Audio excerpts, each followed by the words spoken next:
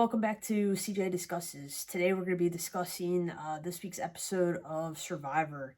Episode opens with Andy recapping his pretty epic blindside of Annika, which was well pulled off, and he takes 100% credit for it.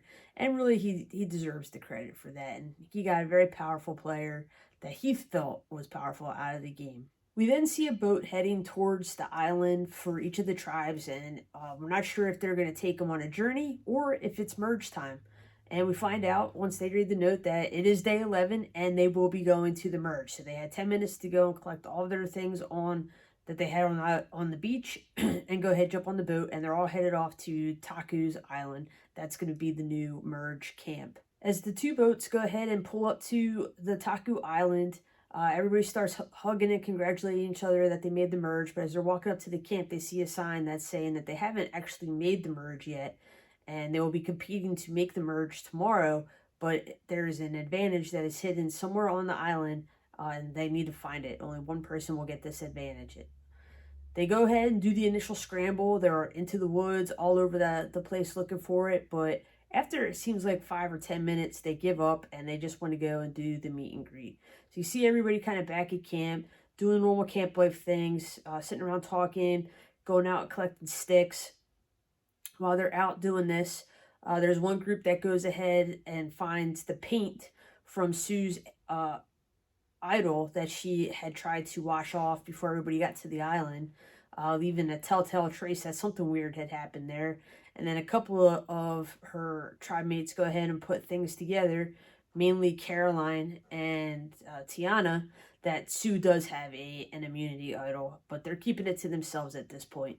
Then we see Genevieve and Sam out collecting sticks, talking to each other, and Genevieve sees a buoy that's out in the water, and she's like, "What's that?" And Sam's like, "I've seen them all over the place. It's nothing." Well, that sticks with Genevieve, and she just keeps thinking about it. She's like, "I haven't seen any buoys around here. That seems really odd." And she decides to go out and investigate it and realizes that it is the advantage. So Genevieve will have the advantage in the first challenge event of the pseudo merge. We then see Rome doing what Rome does, and he had been talking to Kyle, and Kyle had been telling him some things about what's been going on, life at the camp, and, I guess Rome took that as he had been throwing some people under the bus, mainly people like Sue, Sierra, Sam was a name that was thrown out there, Caroline, Tiana, and Rome does what Rome does, and he goes around and tells all these people that Kyle is talking trash about them. And of course, they all go back to Kyle, and Kyle's like, "I didn't say any of that." So people are already getting rubbed the wrong way by Rome. And this is all his own doing. Like, he's just so full of himself and so cocky that he just digs his own grave. Like, nobody else needs to even undermine him. He does such a great job of doing it himself. Saul explains that this is how Rome is, and you just need to ignore it and not feed into it. We then go to the next challenge, and Jeff brings everybody in and says, "This is usually where we explain that we're going to break up into two teams, and whoever wins is going to get the merge feast and get their buff and be, immune from going to the tribal council, or the losers will go to tribal council and vote somebody else." But not this year. This year, they are still going to break up into two teams, and the team that wins will get to go on to their merge feast. But the only person that will make it to the merge is the person that ends up winning the immunity challenge for the day. Initially, it's going to be set up in two phases. So the first part is a team event, and then it'll move into an individual event. Genevieve goes ahead and gives Jeff her advantage from the day before. Jeff tells her that she is exempted from the first part of the challenge and automatically moves on to the second part and gets to partake in the merge feast. Jeff then goes on to explain the challenge for the day, and it's basically another obstacle course type challenge where the two teams will first have to go through a mud pit. So they'll have to kind of low crawl, army style, marine style, through a mud pit, two at a time. Once they get to their mat, then the next two can go from their team. Once all 6 members of their team have made it to the mat, then they go one at a time through up and over some obstacles, and then have to douse themselves like a sugar cookie in wood chips. Again, once one person gets to the mat, then the next person can go. Once all 6 people are then onto the mat, they go to a cage where they have to dig out a bag, and then 2 people from up top will lower down a grappling hook to hoist the bag up, which has a ball in it. and then they'll need that later on in the challenge. Once they have the bag up and over, they can then move on to the last piece of the obstacle portion, which is going up a curved rope, kind of like American Gladiator style. And once all the team members are up that curved wall, there's a puzzle, one of those ball mazes that two people will work, one on each rope. I'll have to work as a team and then go ahead and operate that and get the ball to the middle. Pretty straightforward. Jeff goes ahead and blows the horn, and it is pretty straightforward, and it is a pretty evenly matched event, pretty much all the way up to the curved wall. All the guys get up and over it pretty easily and leave all the girls behind. The blue girls are actually doing much better at it, and with a little bit of help from Gabe, they're able to get everybody up first. So Rome and Gabe then go and start their maze puzzle. The yellow team has to go and try to get some sandbags to help them get up and over the wall. A couple of the guys do come down, mainly Kyle, and help all the girls get up. They do eventually get up the wall, but it's pretty close to the maze at that point. Rome is really struggling. He's doing his thing. He's overcorrecting, and Saul is trying to help him out and tell him to make small corrections, but Rome's not hearing it. Saul asks Jeff if they can swap out, and Jeff says, nope, once they're on it, they're on it. So he pretty much knows at that point that this is a done deal and Blue's going to lose the event, which does end up happening. Yellow ends up coming from behind and goes ahead and wins the first phase of the event and wins the merge feast at that point and gets to move on to the second phase. We move on to the second phase, and it's really a nice little callback to one of the better immunity challenges where they basically stand on a balance beam that's kind of on a decline, and then they have a curved bow with a ball on top of it, and they have to keep that from rolling off of the bow. So really want to keep it centered. And the board decreases in size as they move down at timed intervals. So everybody goes ahead and starts on that, and Sierra and Sam are out pretty much instantaneously, but everybody else makes it onto the second phase of the event. Once we get to the second phase, Rachel goes ahead and gets knocked out, and then you see Genevieve also get knocked out at that point. And then Teeny is pretty much close behind, leaving really just Sue and Kyle to go on to the third phase.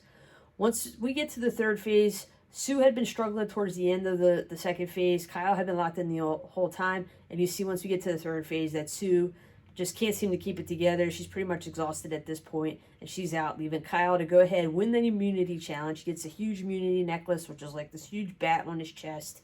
And then he also gets his merge buff, which is purple for this year, which is good for him because he doesn't have a vote in this tribal. So he has pretty much, saved himself from this tribal.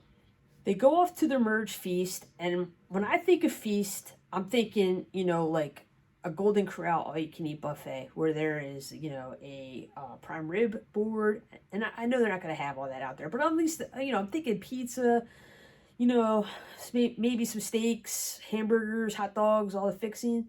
But what do these guys get? A charcuterie board.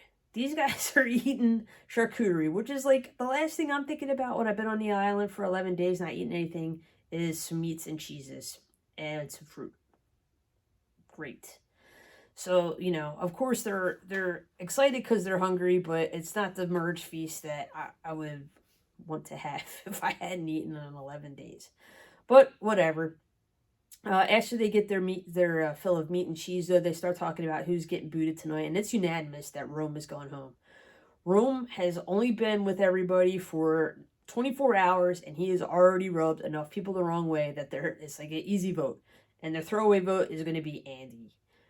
So pretty much from all the people that are on the merge feast, it's a lock that Rome's going home. We go back to all the people that lost over on their beach, and a good portion of them are like, Rome's out, Rome's gone. People like Gabe, Saul, and some of the other members that are over there.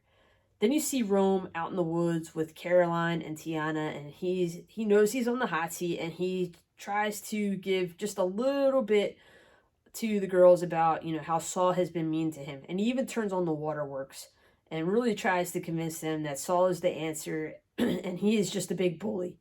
And these girls are buying it. I don't know how they're buying it, but they're buying it, and he thinks that he has them locked up. He then starts going around and talking to other people. He's like, we're voting off Saul. Saul's going home tonight. And has really got himself convinced that he has this game on lock and that Saul is going home. And at this point, I don't know if Survivor is trolling me into thinking that Saul is this mastermind and that somehow he's going to be able to save himself. Am I going to be the one that's blindsided tonight? Or is Saul going to be the one that's blindsided? I really don't know going into Tribal. Good job, Jeff and the editors. We then go to Tribal, and Jeff is talking about blindsides. And again, I don't know what's going to happen. I feel like I know that Rome's going home. From what they've shown me, the votes are locked up.